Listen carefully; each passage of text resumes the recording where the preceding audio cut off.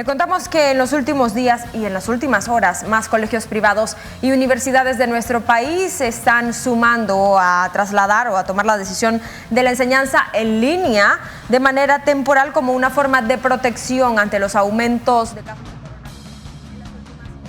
Y precisamente la pregunta que surge en este momento es, ¿estamos más preparados que cuando inició la pandemia?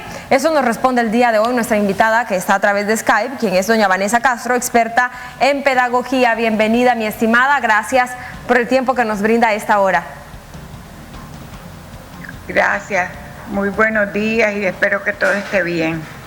Esperamos lo mismo para usted. La pregunta que hacíamos al inicio, doña Vanessa, ¿estamos más preparados que el año pasado en el contexto de pandemia para esta transición de las clases presenciales a clases en línea?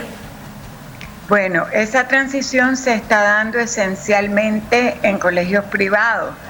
La Escuela María Mazzarello, pues que es católica, y como 9 o 10 colegios privados. No es el caso, tristemente, de las escuelas públicas, donde hay demandas de cierre por infecciones o enfermedades, pero no se están atendiendo. Entonces, en el caso de los privados, sí creo que por un lado los profesores y profesoras alcanzaron un nivel de habilidad tecnológica que no la tenían y que además lograron encontrar plataformas apropiadas para poder trabajar. Conozco pues de escuelas que migraron de Google Classroom, Meeting, etcétera, a otras plataformas.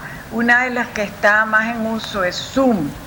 En cambio, en los colegios públicos, pues no se utilizó en gran medida porque la pandemia ha sido subestimada, minimizada y no se ha trabajado con la necesaria transparencia y responsabilidad de parte del Ministerio de Educación con respecto a esta problemática que es fuerte y grave. Tampoco se ha logrado prevenirla en donde hay clases presenciales, pues muchas escuelas carecen de agua, aproximadamente un 40%, esas se ubican en zonas pobres, rurales, remotas, la costa Caribe, que además el problema se agravó por los huracanes, y no están dando mascarillas, no están dando alcohol, no están realmente aportando a que esa población estudiantil que está llegando a las escuelas se cuide como es debido, ni tampoco guardando la distancia. Entonces, la problemática, digamos, de haber aprendido de lo que pasó el año pasado y estarla superando es propia de colegios que tienen estudiantes de hogares con más, digamos, recursos económicos, que tienen Wi-Fi, que tienen capacidad de apoyar a los hijos e hijas, tanto las mamás como los papás, y que disponen de un poco más de tiempo. Donde más se necesitaría apoyo y donde más preocupación debería de haber por parte del gobierno, que es el caso de los estudiantes de menores recursos, de hogares en pobreza. Ahí lo que yo puedo visualizar tristemente es abandono. Un abandono que no es reciente, se ha vivido desde hace muchos años, pero se ha agudizado con la pobreza que está más alta que hace 2 años, con la crisis socioeconómica y política, y desde el año pasado con esta pandemia que es realmente peligrosa y que ha creado pues un clima muy negativo para el aprendizaje. Vanessa, esta transición pudiera tener mayores retos en departamentos de nuestro país o en otras comunidades. ¿Cómo enfrentarlo desde los sectores privados, pero también desde el sector público? Bueno, yo creo que el sector privado está actuando con responsabilidad, universidades, escuelas, etcétera. En el caso del sector público, pues como le digo, hemos partido de no reconocer que la pandemia existe. Ese es el primer gran problema. Segundo, no dar información.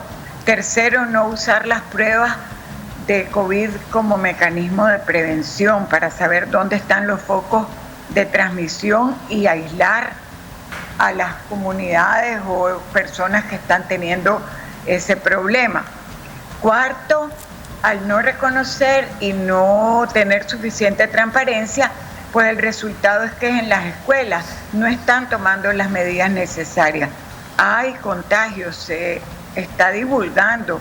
He leído de contagio en el Bautista, he leído en Masaya, he leído de contagio en Granada, he leído de profesores fallecidos, y a la hora de vacunar no se tomó en cuenta que los profesores deberían haber sido considerados prioritarios, igual que los doctores y enfermeras que todavía no han sido vacunados. Entonces hay una problemática de no priorizar a los sectores que se necesita priorizar, y segundo, no poner la necesaria atención al aprendizaje de la niñez y de la juventud, que es indispensable para forjar un futuro mejor y diferente, tanto para ellos a nivel personal como para el país. Entonces mi preocupación fundamental como educadora es que no estamos haciendo lo que se llama discriminación positiva, dando a quienes más necesitan más ayuda y procurando que, aunque sea por celular, con complementos de radio y televisión, esta niñez que no fue a la escuela en muchos de los territorios el año pasado, ahora tenga oportunidades para aprender y que además se mantenga sana y saludable. Esa es mi mayor preocupación, en contraste con lo que está pasando en colegios privados, que con gran responsabilidad mutan inmediatamente de las clases presenciales a las clases en línea, en gran medida porque tienen todos los medios, tanto los docentes como los niños y niñas y los jóvenes y sus papás. Estamos hablando de una población que solo tiene el 17% como Nicaragua, pues en total el promedio es 17 a 20% de acceso a señal de Wi-Fi, y si ya te vas a territorios como la costa o áreas rurales, pues la señal aún de los teléfonos Tigo y Claro es súper limitada. Entonces el gobierno debería estar haciendo un esfuerzo por mejorar la cobertura de Wi-Fi en los territorios donde hay niñez y jóvenes en pobreza, para poder ofrecer una educación alternativa cuando no se puede dar presencial, y cuando es presencial evitar los contagios con una responsabilidad muy alta, tratando de repartir alcohol donde no hay agua, mascarillas, regalarlas, y vacunando a los profesores porque son prioritarios para nuestra educación. Vanessa, concluyo consultándole esto. Tomando en cuenta que el año pasado muchos estudiantes desertaron, otros llevaron sus clases a medias, y este año con el nuevo rebrote que están informando diferentes organismos de salud independientes en nuestro país, ¿los retos siguen siendo los mismos que el año pasado o se han sumado este año nuevos retos? Yo diría que los retos se han agravado, que Nicaragua está caminando como el cangrejo para atrás. En un artículo que salió en Confidencial antier de Melba Castillo, se explica claramente con mucha capacidad que un índice que se conoce como el índice de progreso social, en el caso de Nicaragua, está empeorando. Nosotros hemos ido bajando en el ranking que teníamos y estamos casi en el piso del país, de los países más pobres, marginados y descuidados desde el punto de vista de la salud, la libertad, la educación, etcétera. Entonces, ahorita estamos enfrentando no solo el reto de la pandemia, estamos enfrentando el reto de una pobreza que se ha agravado. La proyección de pobreza extrema para el año para este año, hecha desde el año 20, es de un 25%. El analfabetismo no se mejora, siempre estamos en un 17% a pesar de todas las campañas que se han hecho. ¿Por qué? Porque generamos analfabetos.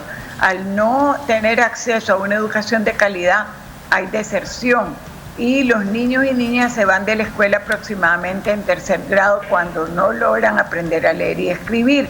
Esos niños se convierten en analfabetas en un tiempo récord. Aquí la tasa de graduación de primaria no ha mejorado en 15 años. Eso es una cosa cruel, porque los niños más pobres son los que más sufren. Entre niños de ingresos altos, el 90% logra graduarse de primaria.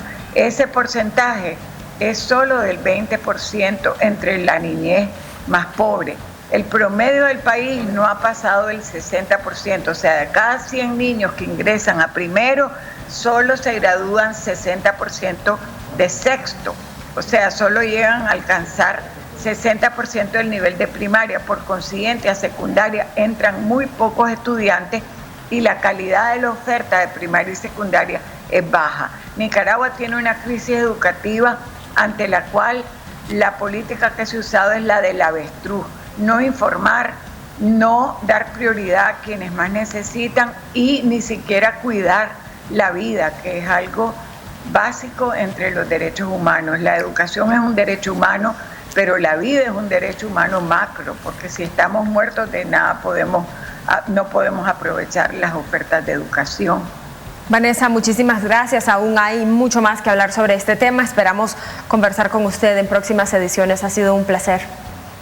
Igualmente, muchas gracias y suerte. Cuídense mucho.